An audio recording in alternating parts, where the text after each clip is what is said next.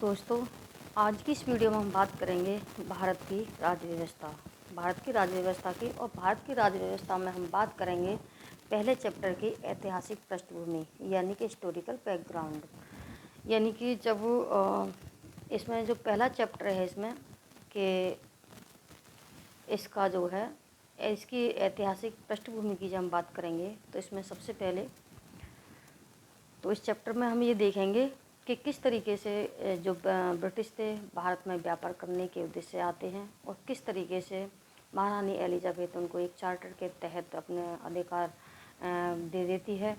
और जब ये अधिकार इन अंग्रेज़ों लोगों को मिल जाते हैं तो ये भारत में व्यापार करने लगते हैं। और किस तरीके से आगे बंगाल, बिहार, उड़ीसा की दीवानी के जो अधिकार थे और वो अपने हाथों में ले लेते हैं। और यहाँ से क्या होता है, ये क्षेत्र शक्ति की प्रक्रिया प्रारंभ कर देते हैं, यानी भारत के जो अधिकांश क्षेत्र थे उन पर ये कब्जा करना शुरू कर देते हैं। तो इसकी हम थोड़ा सा इसके परिचय पे हम बात करेंगे। तो शुरुआत करते हैं कि भारत में ब्रिटिश 1600 ईस्वी में ईस्ट इंडिया कंपनी के रूप में व्यापार करने आए। महारानी एलिजाबेथ प्रथम के चार्टर द्वारा इन्हें भारत में व्यापार करने के विस्तृत अधिकार प्राप्त थे। कंपनी, जिसके कार्य अभी तक सिर्फ व्यापारिक कार्य तक ही सीमित थे, ने 1765 में बंगाल, बिहार और उड़ीसा की दीवानी के अधिकार भी प्राप्त कर लिए थे। इसके तहत भारत में उसके क्षेत्रीय शक्ति बनने की प्रक्रिया प्रारंभ हो गई। अब जैसे 1858 में सिपाही विद्रोह के परिणामस्वरूप ब्रिटिश ताज ने भारत के शासन का उत्तरदायित्व प्रत्यक्ष रूप से अपने हाथों में ले लिया और यह शासन 15 अगस्त 1947 में भारत की स्वतंत्रता प्राप्ति तक अनवरत रूप से जारी रहा था। अब कहने का मतलब ये है कि जब भारत में अंग्रेज़ जो आए थे, ब्रिटिश जो आए थे 1600 ईस्वी में ईस्ट इंडिया कंपनी के रूप में व्यापार करने के उद्देश्य से ये भारत में आते हैं। अब महारानी जो एलिजाबेथ जो थी, जो इंग्लैंड में थी, ये अपना एक पहला चार्टर देती हैं और इस चार्टर के द्वारा ये उस कंपनी को भारत में व्यापार करने का अधिकार ये दे देती हैं। अब इस कंपनी के जो व्यापारी जो कार्य ये कर रहे थे, ये कार्य तक ही सीमित नहीं थे। अब अब ये क्या करते हैं कि 1765 में इन्होंने जो ये जो प्लासी का युद्ध हुआ था वो थोड़ा हिस्ट्री की बातें हैं। तो 1765 में बंगाल, बिहार और उड़ीसा की जो दीवानी थी, उन्होंने क्या किया कि उसके अधिकार भी प्राप्त कर लिए थे। यानी अधिकार कौन से थे? राजस्व एवं दीवानी के अधिकार, यानी राजस्व, टैक्स कलेक्ट करना और दीवानी के जितने भी अधिकार होते थे न्याय के, उन्होंने अपने हाथों में ले लिए। अब यहाँ से ये क्या करते हैं कि भारत के ये अधिकांश क्षेत्रों पर अपना कब्जा करना शुरू कर देते हैं। और उसी दौरान क्या होता है कि 1858 में, यानी 1857 की जो क्रांति हुई थी और इसे 1858 में सिपाही विद्रोह के नाम से भी जाना जाता है। अब इसके बाद क्या होता है कि ब्रिटिश ताज को अब ऐसा लगा था, यानी कि इंग्लैंड की संसद को ऐसा लगा था कि भारत में इस तरह की जो गतिविधियां हो रही हैं, आंदोलन चल रहे हैं, क्रांतिकारी क्रांति ला रहे हैं, और वो ला क्यों रहे थे? किसी भी तरीके से अपने भारत को स्वतंत्रता मिले। तो इस तरह की बहुत सारी गतिविधियां चल रही थी। तो उन्होंने अपनी स्वतंत्रता प्राप्ति के लिए ये 1857 की क्रांति की थी। तो लेकिन उनको ब्रिटिश ताज को इस तरीके से ये लगा कि इससे ज़्यादा और कुछ हो, और कंपनी दिनों दिन अपने अधिकार, वो अपनी क्षेत्र विस्तार करने में लगी हुई थी उस तरीके से। तो इस तरीके से एक तरफ तो कंपनी थी, एक तरफ भारतीय लोग थे, उन दोनों में तमाम विद्रोह, बहुत सारी चीज़ें उथल पुथल चल रही थी। तो ये सोच करके ब्रिटिश ताज ने क्या किया कि भारत के शासन की कमान प्रत्यक्ष रूप से अपने हाथ में ले ली और ब्रिटिश ताज ने अपने भारत पर 15 अगस्त 1947 को 47 तक, यानी जब तक स्वतंत्रता नहीं मिली थी तब तक उन्होंने शासन किया था। तो स्वतंत्रता जैसे ही मिलती है तो अब भारत में एक संविधान की आवश्यकता महसूस हुई। और संविधान की जब आवश्यकता महसूस हुई तो 1934 में M.N. रॉय ने एक सुझाव दिया और उसे अमल में लाने के उद्देश्य से 1946 इसमें एक संविधान सभा का गठन भी किया और 26 जनवरी 1950 को संविधान अस्तित्व में आया। यद्यपि संविधान और राज्य व्यवस्था की अनेक विशेषताएं ब्रिटिश शासन से ग्रहण की गई थीं, तथापि ब्रिटिश शासन में कुछ घटनाएं ऐसी भी थीं जिनके कारण ब्रिटिश शासित भारत में सरकार और प्रशासन की विधिक रूपरेखा निर्मित की गई थी। इन घटनाओं ने इन घटनाओं ने हमारे भारतीय संविधान और राजतंत्र पर गहरा प्रभाव छोड़ा। इन घटनाओं को क्रमवार ब्यौरा, जो आगे हम एक्ट की बात करेंगे, तो इसका कहने का मतलब यह है कि स्वतंत्रता जैसे ही मिल जाती है तो भारत में एक संविधान की आवश्यकता होती है। संविधान की आवश्यकता महसूस हुई और 1934 में एम.एन. रॉय ने अपना एक सुझाव दिया और सुझाव देने के बाद उसे अमल में लाने के लिए कहा और लाने के लिए एक उद्देश्य दिया। तो 1946 में एक संविधान सभा का उन्होंने गठन किया और गठन करने के बाद 26 जनवरी 1950 को संविधान अस्तित्व में आया। अब संविधान और राज्य व्यवस्था की अनेक जो विशेषताएं थी ब्रिटिश शासन से ग्रहण की गई थी। यानी कि जो संविधान बना था तो संविधान की जो अनेक राज्य व्यवस्थाएं जो विशेषता थी वो कहाँ से ली गई थी? ब्रिटिश शासन से ग्रहण की गई थी, ब्रिटिश शासन से ले ली गई थी। और कुछ इसमें ऐसी भी घटनाएं हुई थी कि जिनके कारण ब्रिटिश शासित भारत में सरकार और प्रशासनिक विधिक रूपरेखा निर्मित की गई थी। अब क्या है कि जो उथल पुथल चल रही थी, बहुत सारी जो घटनाएं चल रही थी, इन घटनाओं की वजह से हमारे संविधान और राजतंत्र पर गहरा प्रभाव भी पड़ता है। तो अब इसमें हम सबसे पहले हम पढ़ेंगे कि कंपनी का शासन जो चला था वो 1773 से 1858 तक चला था। यानी 1858 से जब तक स्वतंत्रता की प्राप्ति नहीं होती है उसके अब 1858 तक चला था। इसके बाद भारत का शासन, भारत की कमान किसके हाथ में चली जाती है? ताज के हाथ में चली जाती है। इंग्लैंड की संसद थी वो उसके हाथों में भारत की कमान पूरी तरीके से चली जाती है। तो इसमें अब सबसे पहले हम बात करेंगे 1773 का जो रेगुलेटिंग एक्ट क्या था, जो पहली बार इस एक्ट को लाया गया था ब्रिटेन की संसद के द्वारा। इस अधिनियम का अत्यधिक संवैधानिक महत्व है। इसमें जो सबसे पहला पॉइंट है, भारत में ईस्ट इंडिया कंपनी के कार्यों को नियमित और नियंत्रित करने की दिशा में ब्रिटिश सरकार द्वारा उठाया गया यह पहला कदम था। दूसरा पॉइंट था कि इसके द्वारा पहली बार कंपनी के प्रशासनिक और राजनीतिक कार्यों को मान्यता मिली एवं इसके द्वारा भारत में केंद्रीय प्रशासन की नींव रखी गई। अब इस एक्ट का मतलब ये है कि यानी 1773 का जो एक्ट था तो ये क्या है कि ये भी अपने आप में एक बहुत महत्वपूर्ण विशेषता रखता है।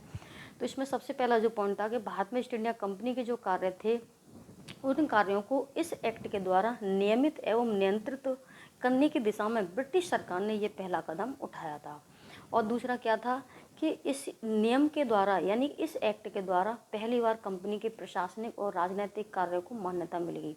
यानी कि जो कंपनी जो प्रशासनिक और राजनीतिक कार्यों को मान्यता मिली थी, यानी कि वैसे तो बंगाल बिहार दीवानी की उन्होंने सारी जो अधिकार थे वो प्राप्त कर लिए थे, लेकिन कि कंपनी भारत में मनमानी ना करे तो इस पर जो ब्रिटेन की जो संसद थी उन्होंने कुछ कंपनी पर अपने नियमों को बनाया। कंपनी ने अपने नियमों को बनाया ताकि कंपनी भारत में अपनी मनमानी ना करे।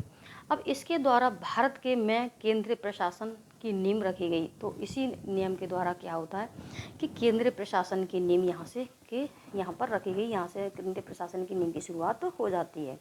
अब इसकी कुछ विशेषताएं थी। अब इसकी जो विशेषताएं थी इसमें नंबर 1 जो पहली विशेषता थी कि इस अधिनियम के द्वारा बंगाल के गवर्नर को बंगाल का गवर्नर जनरल पद नाम दिया गया एवं उसकी सहायता के लिए एक 4 सदस्यीय कार्यकारी परिषद का गठन किया गया था। उल्लेखनीय है कि ऐसे पहले गवर्नर लॉर्ड वॉरेन हेस्टिंग्स थे।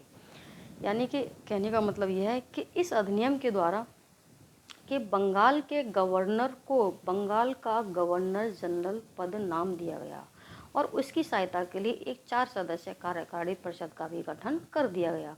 यानी कि जो भी गवर्नर जनरल जो भी अपना जो नियम ले कानून बनाए, जो भी अपने नियम और कानून लाए भारत के क्षेत्रों के लिए, तो उसमें एक कार्य उसके सहायता के लिए एक 4 सदस्यीय कार्यकारी परिषद का गठन कर दिया गया। तो उसकी सहायता के लिए अब जो पहले गवर्नर जनरल जो बना था वो लॉर्ड वॉरेन हेस्टिंग्स थे। अब दूसरा क्या था, इसका दूसरी विशेषता क्या थी कि इसके द्वारा मद्रास एवं बम्बई के गवर्नर बंगाल के गवर्नर जनरल के अधीन हो गए, जबकि पहले सभी प्रेसिडेंसियों के गवर्नर जनरल एक दूसरे से अलग थे।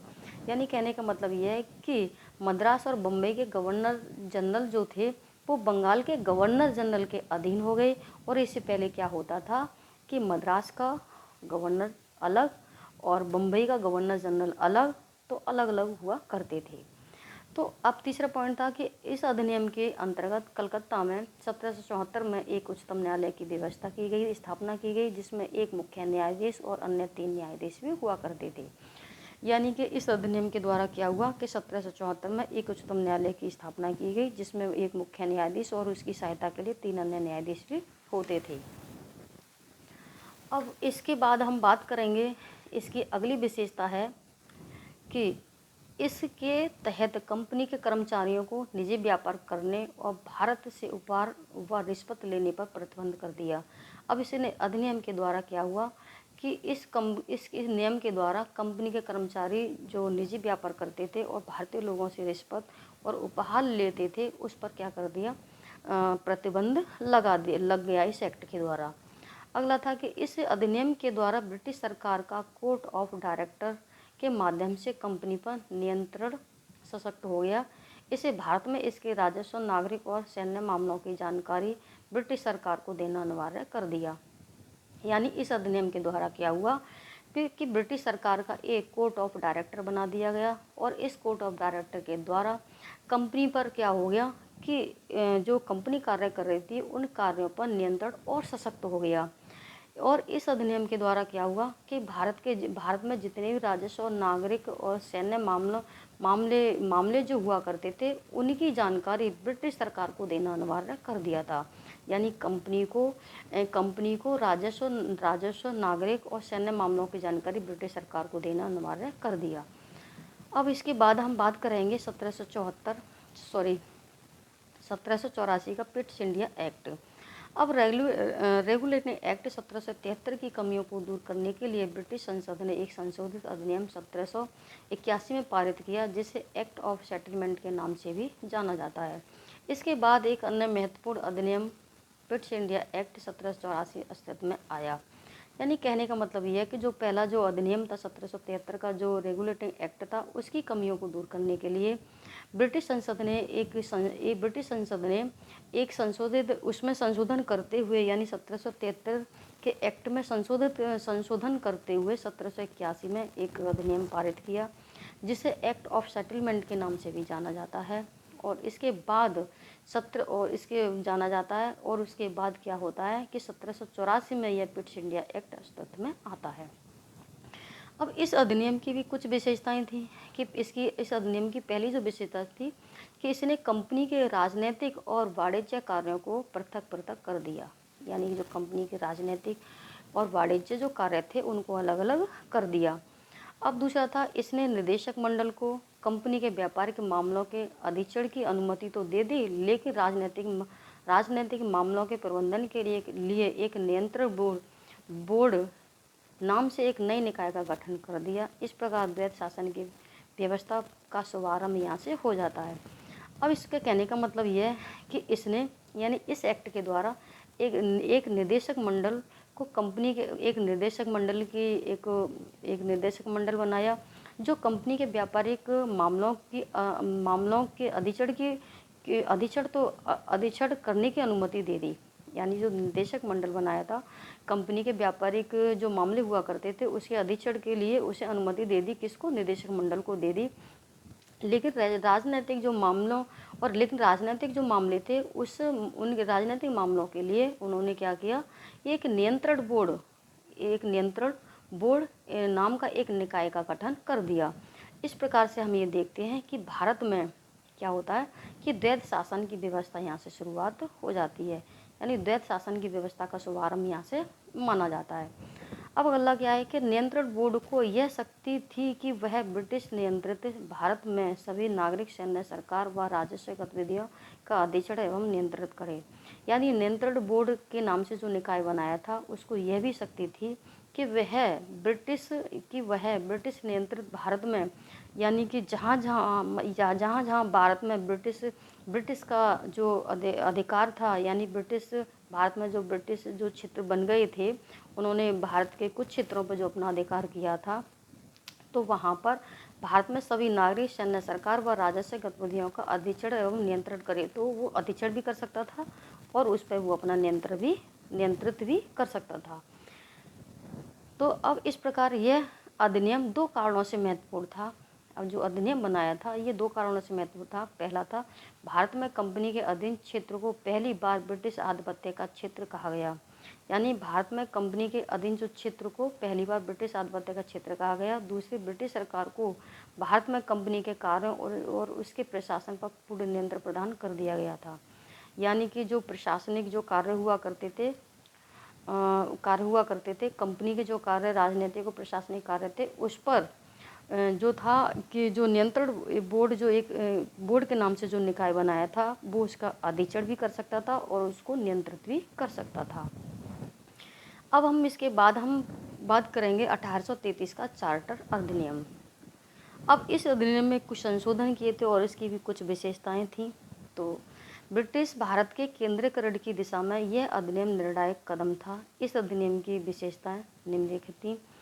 तो अब यहाँ से जो केंद्रीकरण की शुरुआत हो जाती है ब्रिटिश सरकार यहाँ पर इस अधिनियम के द्वारा, तो इसकी कुछ विशेषताएं इस प्रकार थीं कि इसने बंगाल के गवर्नर जनरल को भारत का गवर्नर जनरल बना दिया, जिसमें सभी नागरिक और सैन्य शक्तियाँ नियत थीं। यानी कहने का मतलब यह है कि जो पहले बंगाल का गवर्नर जनरल था, अब उसको क्या कर दिया कि भारत का गवर्नर जनरल बना दिया, यानी उसकी शक्तियों का और अधिक विस्तार कर दिया।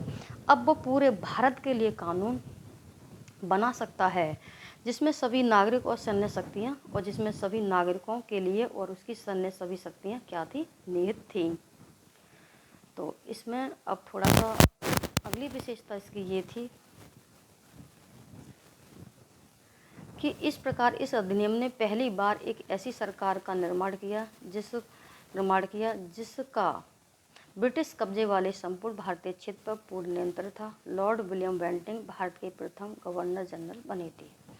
यानी कि जो बंगाल का गवर्नर जनरल था, अब बंगाल का गवर्नर जनरल से वो क्या बन गया, भारत का प्रथम गवर्नर जनरल बन गया।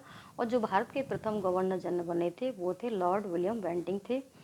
ठीक है, तो अब इसमें पहली बार एक ऐसी सरकार का निर्माण किया गया जिसका ब्रिटिश कब्जे वाले संपूर्ण भारतीय क्षेत्र पर नियंत्रण था।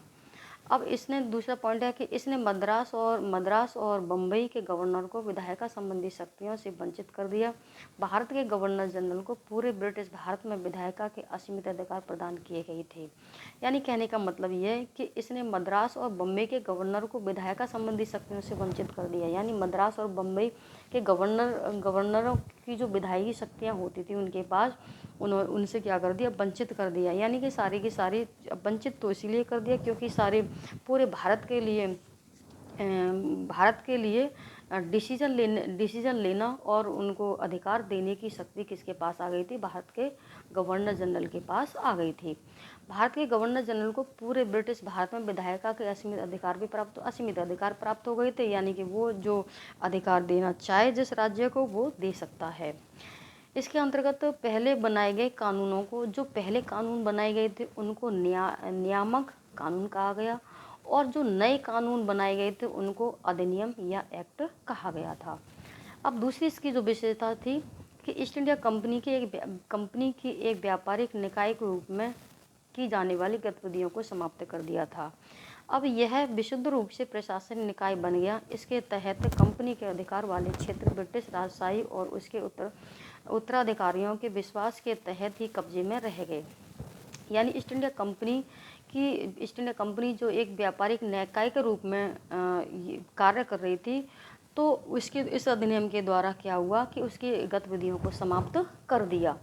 यानी कि जो वो कार्य कर रही थी उसकी गतिविधियों को समाप्त कर दिया था इस एक्ट के द्वारा।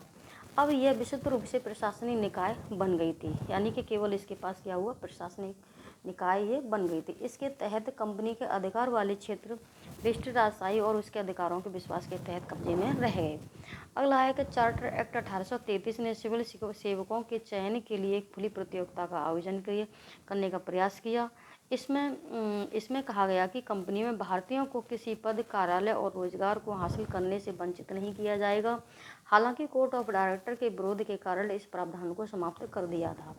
यानी कहने का मतलब यह है कि इस चार्टर एक्ट 1833 के द्वारा सिविल सेवकों के चयन एवं खुली प्रतियोगिता का आरंभ किया गया था, है ना। इस एक्ट के द्वारा और मतलब खुली प्रतियोगिता का आयोजन शुरू करने का प्रयास किया गया था। यानी इस एक्ट के द्वारा केवल प्रयास ही किया गया था कि 1800 के सिविल सेवकों की प्रतियोगिता की जाए। इसमें कहा गया था कि कंपनी के भारत में किसी अच्छा कोई भी इस कंपनी ये भी कहा गया था कि यदि कंपनी में कोई भी भारतीय किसी पद पर या कार्यालय या रोजगार हासिल करना चाहता है तो वो इसे प्राप्त करने से वंचित नहीं किया जाएगा।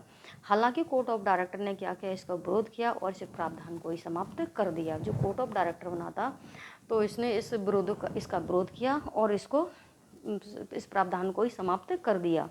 अब इसके बाद आता है 1833 का चार्टर अधिनियम। 1853 का चार्टर अधिनियम 1793 से 1853 के दौरान 1793 से 1853 के दौरान ब्रिटिश संसद द्वारा पारित किए गए चार्टर अधिनियमों की श्रृंखला में ये अंतिम अधिनियम था। संवैधानिक विकास की दृष्टि से यह अधिनियम एक महत्वपूर्ण अधिनियम था। इस अधिनियम की प्रमुख कुछ विशेषताएं इस प्रकार थीं। तो ये अंतिम अधिनियम था अधिनियमों की श्रृंखला में। तो इस अधिनियम की पहली जो विशेषता थी, इसने पहली बार गवर्नर जनरल की परिषद के विधायी एवं प्रशासनिक कार्यों को अलग कर दिया, जिसके तहत परिषद में 6 नए पार्षद और जोड़े गए। इन्हें विधान पार्षद कहा गया। दूसरे शब्दों में इसने गवर्नर जनरल के लिए विधान परिषद का गठन किया, जिसे भारतीय केंद्रीय विधान परिषद कहा गया। अब इसका कहने का मतलब यह है कि इस की जो विशेषता थी इस एक्ट के द्वारा, जो भारत का गवर्नर जनरल था, जो गवर्नर जनरल की जो परिषद थी उस विधायी एवं प्रशासनिक कार्यों को अलग कर दिया था। और जो गवर्नर जनरल के जो चार सदस्य कार्यकारिणी के जो 4 सदस्य जोड़े थे, अब 4 सदस्यों की जगह पर उसकी कार्यकारिणी में अब 6 नए पार्षद और जोड़े गए थे, यानी 4 नए लोग और जोड़े गए थे। इन्हें विधान पार्षद कहा गया। अब क्या था कि दूसरे शब्दों में गवर्नर जनरल के लिए नई विधान परिषद का गठन किया गया था, जिसे भारतीय विधानसभा कहा गया था।